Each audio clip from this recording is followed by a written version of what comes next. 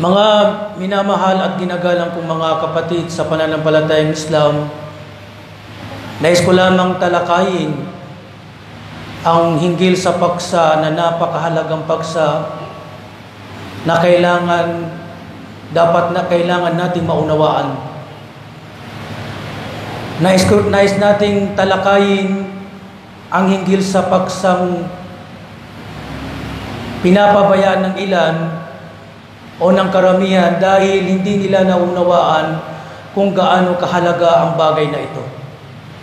At ito ang pagsasala ng 5 beses sa araw at gabi.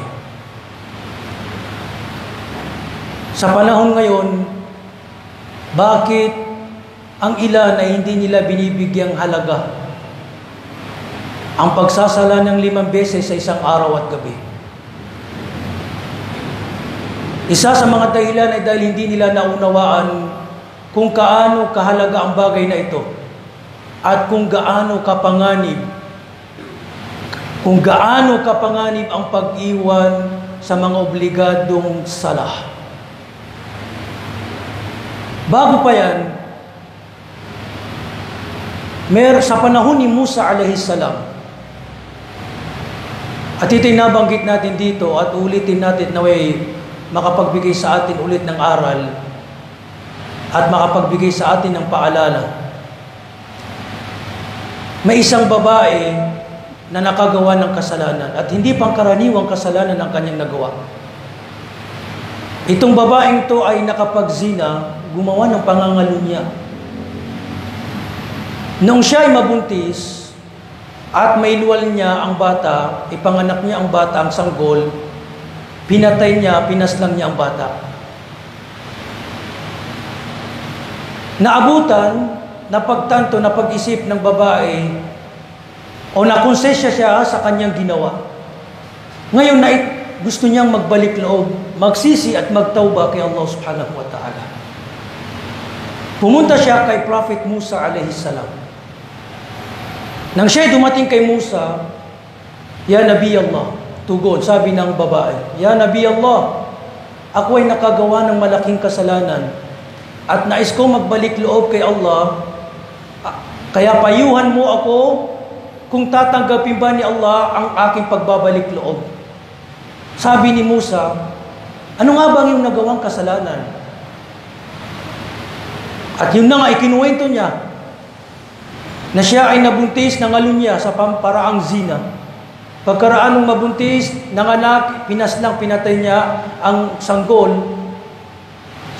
na ang marinig ni Musa alayhis salam ay hindi nakayanan ni Musa yung bigat ng kasalanan, kaya nakapagsalita siya ng hindi maganda sa babae at kanyang itinaboy. Sabi niya, umalis ka sa lugar na ito. Baka bumaba yung kaparusahan sa iyo ni Allah subhanahu wa ta'ala at kami ay madamay pa. Si Musa isang tao lamang. Napakalaki ng kasalanan ng ginawang babae. Nang zina at gumawa ng pagpatay, pagpaslang, nang hindi makatarungan. Ngayon, umalis yung babae na nalulungkot, balisa dahil sa ginawa ni Musa alayhis salam. Pinadala ni Allah subhanahu wa ta'ala si Jibril alayhis salam kay Musa para siya ay palalahan at turuan. Dung dumating si Jibril, "Ya Musa, ya Kalim Allah, bakit mo itinaboy ang babaeng yun? Tunay na nakagawa siya ng malaking kasalanan, subalit siya ay humarap. Nais magbalik loob kay Allah subhanahu wa ta'ala. Tunay siyang nagsisisi, bakit mo siya itinaboy? Bakit mo tinanggihan?" Sabi ni Musa alayhis salam, "Ya Jibril, meron pa bang ihigit sa nagawa niyang kasalanan?" Sabi ni Jibril, "Naam, meron pa." "Ano yun?" sabi ni Musa.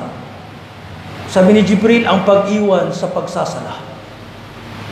So ito yung panganib, kasamaan ng pag-iwan ng 5 beses na pagsasala na mas patindi pa ang kasamaan at kasalanan nito kaysa sa zina, pag-inom ng alak, ano pa mang gawain kasalanan bukod pa sa shirk, ay mas masama at mas matindi ang pag-iwan sa 5 beses na pagsasala. Maging ngayon sa panahon natin, sa umma na ito ni Propeta Muhammad sallallahu alaihi wasallam. Maaring magtanong, paano nangyari yun na mas matindi, mas masama ang pag-iwan sa 5 beses na pagsasala kaysa zina o pag-inom ng alak o pagririba? Dahil sa hindi natin naunawaan ng Islam. Ang tauhid, kaisahan ni Allah subhanahu wa ta'ala ang siyang pinakamalaking karapatan at kautusan ni Allah subhanahu wa ta'ala na inubliga sa atin. Ang tauhid, sambahin siya Allah na nag-iisa. Ang kasalungat nito, ang paglabag sa tauhid at ito ang shirk, pagtatambal kay Allah, ay siya din ang pinakamalaking kasalanan na magagawa ng isang tao. Dahil nilabag niya ang pinakamalaking kautusan, ang tauhid. Ang pagsasala ay gaano siya kahalaga, ano yung antas niya sa Islam? Ikalawang haligi ng Islam, pagkaraan ng tauhid. Ang sala ang ulo ng mga gawaing pagsamba, ulo ng mga gawaing pagsamba.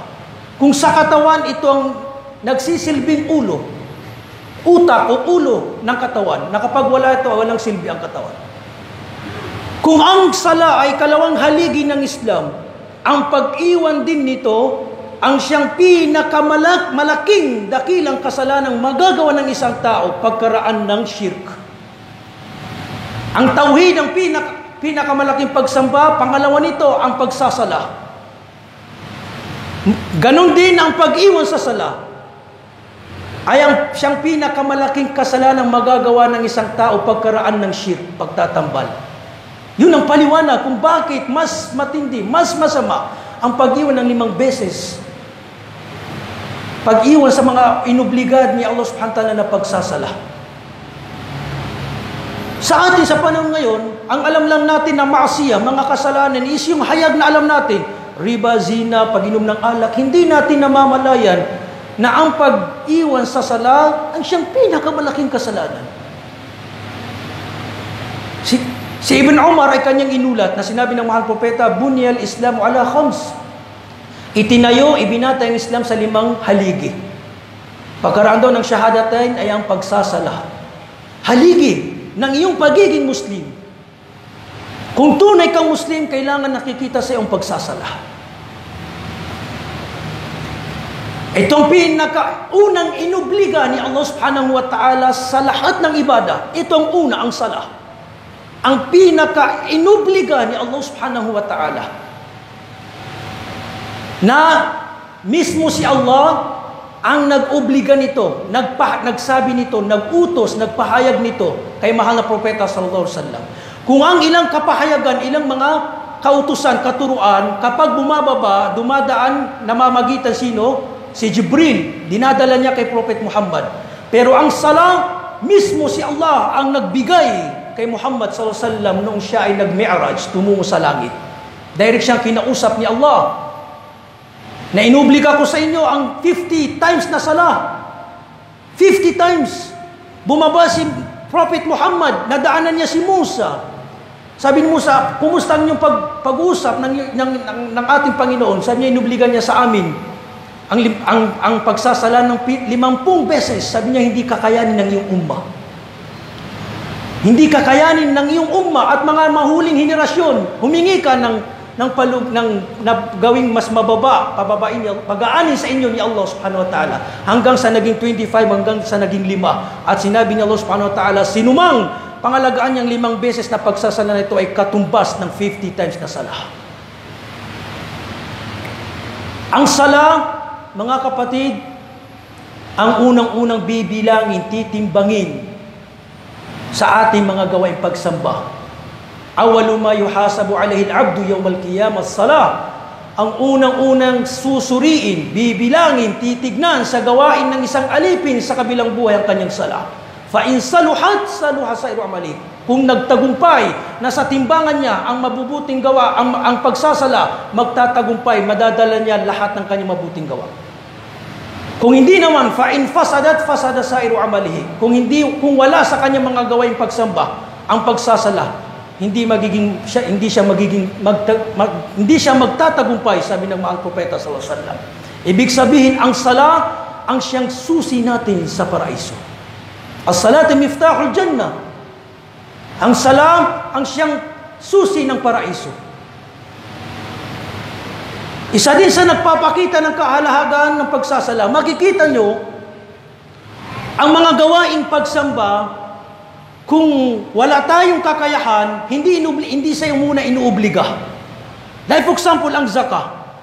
Kung wala kang kayamanan, hindi ka kabilang sa mga mayayaman, hindi sa'yo inuobliga, although ito ay haligi ng Islam. Kung mayroon kang, ganun din ng Hajj, wala kang kayamanan, hindi muna sa'yo nauobliga na pumunta ng Hajj, na ipilit sa'yo ng Islam. Ang pagsasala, kahit anong kalagayan mo, ay kailangan mo pa rin isagawa ang sala. Wala nang reason para hindi mo gawin ang sala. Hanggang sa nasa sa atin daw ang ating pag-iisip, ay obligado pa rin ang pagsasala. Inubliga. Kahit daw tayo ay nasa ospital, naka-confine, magsasala tayo sa abot ng ating kakayahan.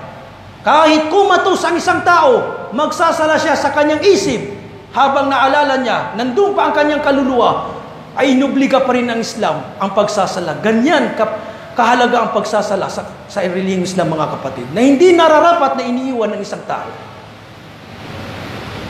Ang sala, ang huling-huling, kahuli-hulihang abilin, itinagubilin ng mahal na propeta sallallahu alaihi wasallam.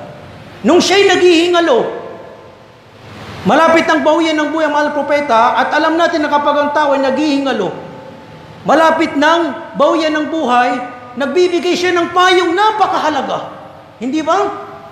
Ang sasabihin niya, ang ipapayo niya, ibibigay niyang payo sa kanyang mga mahal sa buhay, ay yung pinakamahalaga na dapat hindi nila kaligtaan. Ang mahal na propeta sallallahu alaihi wasallam, nung siya'y naghingalo, sabi niya, as-salatu as-sala. Huwag niyong iwanan ang pagsasala o aking ummah. Si Umar bin Khattab, nung siya ay nahimasmasan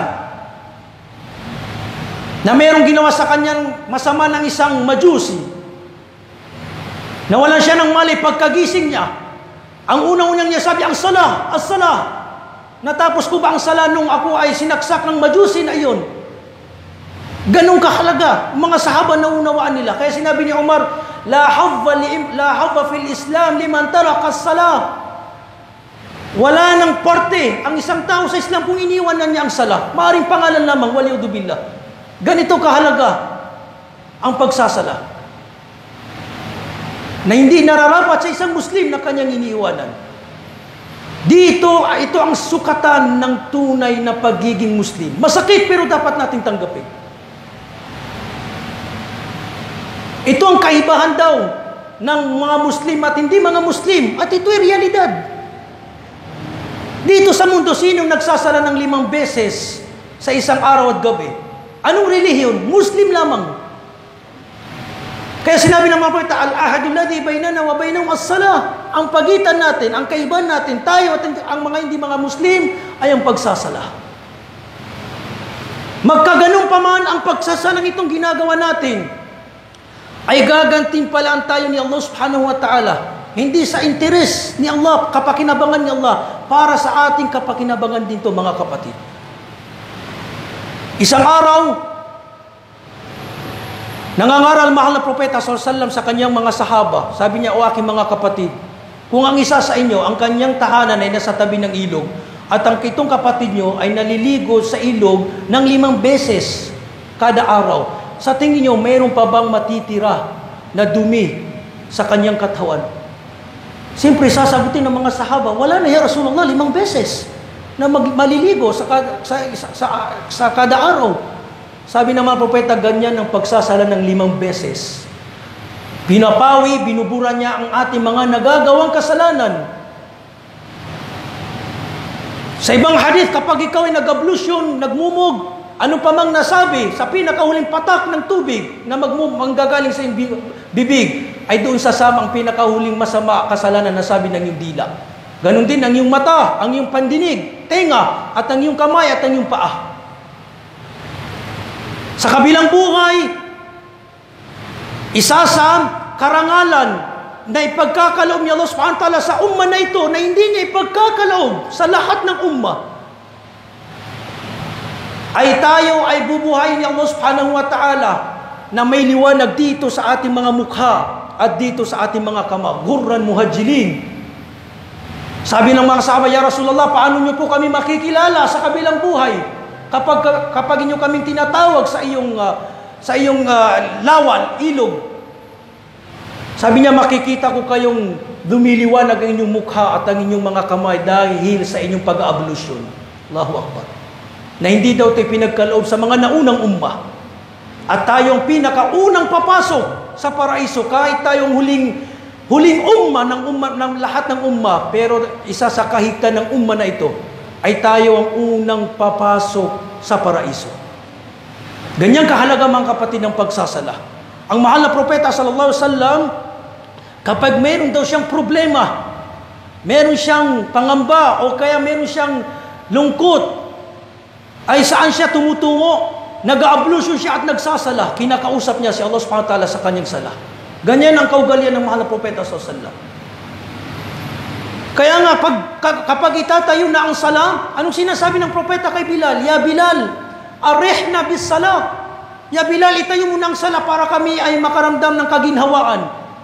Ganyan ang mga sahaba, ganyan ang propeta Muhammad, na kapag sila'y nahanap nila ang kaginhawaan, sarap ng pananampalataya kapag sila'y nagsasala. Nasa panahon natin ngayon, subhanallah, hindi natin ito nakikita, nararamdaman. Napakabigat pa. Makapagsala siya pero napakabigat pa. Hindi ka pwedeng magbasa ng mahaba dahil makakarinig ka. Ito yung problema ng ating mga puso. Kung ikukumpara sa mga nauna, ito ay sakit. Kaya masabi ng mga ulama, kapag mabigat sa iyo ang pagsasala, mabigat sa iyo, tinatamad ka magsala at gumawa ng iba't ibang pagsamba, palatandaan yun na may problema sa ating mga puso. Kaya dapat dalisayin natin mga kapatid ng ating mga sarili at pangalagahan po natin bilang payo mula sa akin. Wallahi al-azim, kung ikaw ay nagsasala ng 5 beses na pagsasala, huwag ka nang matakot mamatay. Abshir, magandang balita. Wallahi al-azim, pag ikaw ay nagsasala ng 5 beses, at iniwan mo ang mga malalaking kasalanan, pagtatambal, lalo ng pagtatambal, huwag ka nang matakot mamatay. Kung hindi nga natatakot ang mga kufar, puro makamundong bagay, hindi natatakot mamatay, tayo pa kaya na mga Muslim at ikaw ay nagsasala, huwag kang matakot kapatid. Inshallah, magiging liwanag ang iyong libingan, higit lalo sa kabilang buhay. Barakallahu li wa lakum fil Qur'anil Karim wa nafa'ani bima fihi min al-ayati wa dhikril hakim. Aqulu ma tasma'un wa astaghfirullaha li wa lakum wa lisa'il muslimina min kulli dhanbin fastaghfiruhu innahu huwal ghafurur rahim.